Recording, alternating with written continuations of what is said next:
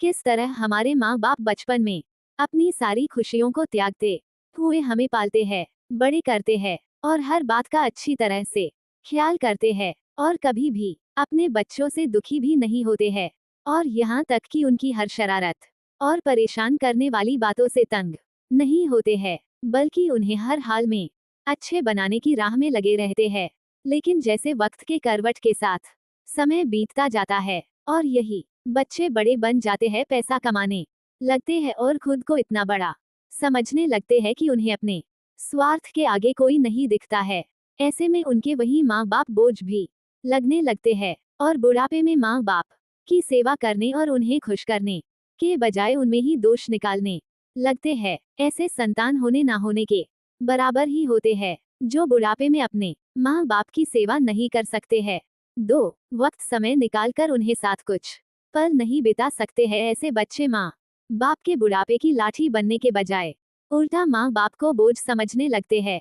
तो चलिए, जिस प्रकार हमारे माँ बाप हमारे वजूद के कारण होते हैं, फिर वही माँ बाप इन बच्चों के लिए बोझ लगने लगते हैं। इसी सोच पर ये दिल को छू लेने वाली कहानी माँ बाप के सम्मान को सुनते हैं, जिससे हम सभी बहुत बड़ी सीख ले सकते हैं।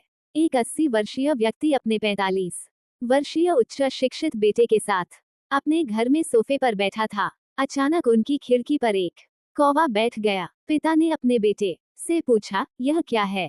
बेटे ने जवाब दिया, यह एक कौवा है। कुछ मिनटों के बाद पिता ने अपने बेटे से दूसरी बार पूछा, यह क्या है? बेटे ने कहा, पिता, मैंने अभी आपको बताया, यह एक कौवा है। थोड़ी देर बाद बूढ़े पिता ने फिर से अपने बेटे से तीसरी बार पूछा, यह क्या है? इस समय बेटे के स्वर में कुछ जलन महसूस हुई। तब उसने अपने पिता से झुझलाते हुए बोला, यह एक कौवा है।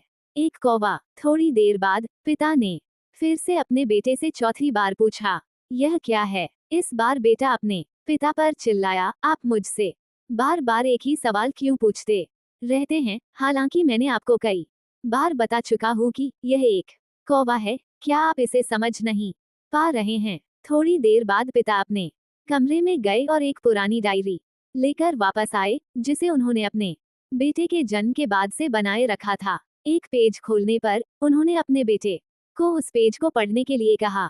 जब बेटे ने इसे पढ़ा तो निम्नलिखित शब्द डायरी में लिखे गए थे, आज मेरा 3 साल का छोटा बेटा सोफे पर मेरे साथ बैठा था जब खिड़की पर एक कौवा बैठा था। मेरे बेटे ने मुझसे 23 बार पूछा कि यह क्या है और मैंने उसे 23 बार जवाब दिया कि यह एक कौवा था। मैंने उसे हर बार प्यार से गले लगाया और उसने मुझसे 23 बार फिर से वही सवाल पूछा। मुझे इस बात से बिल्कुल भी चिढ़ नहीं हुई कि मैंने अपने मासूम बच्चे के लिए प्यार महसूस किया है, जबकि छोटे बच्चे ने उससे 23 बार पूछा, यह क्या है? पिता को 23 बार पूरे सवाल का जवाब देने में कोई जलन महसूस नहीं हुई और आज जब पिता ने अपने बेटे से सिर्फ 4 बार यही सवाल पूछा तो बेटे को चिढ़ और गुस्सा महसूस हुआ। इसे पक्का उस बेटे को अपने किए गए व्यवहार का पता चल गया था, जिससे चलते अब वह मन ही बहुत शर्मिंदा हो रहा था। शायद उसे अब किए गए अपने बूढ़े पिता के प्रति व्यवहार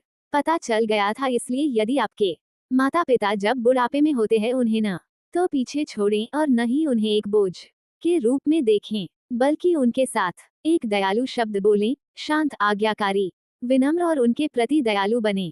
अपने माता पिता के प्रति विचारशील रहें।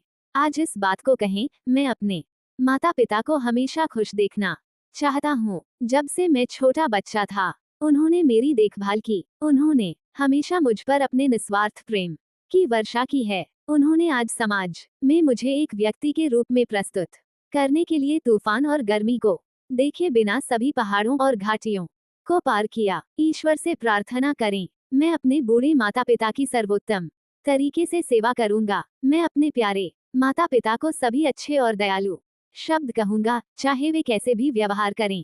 तो आप सभी को ये कहानी सुनने के बाद सीख जरूर मिली होगी। तो आपको ये कहानी कैसा लगा कमेंट में जरूर बताएं।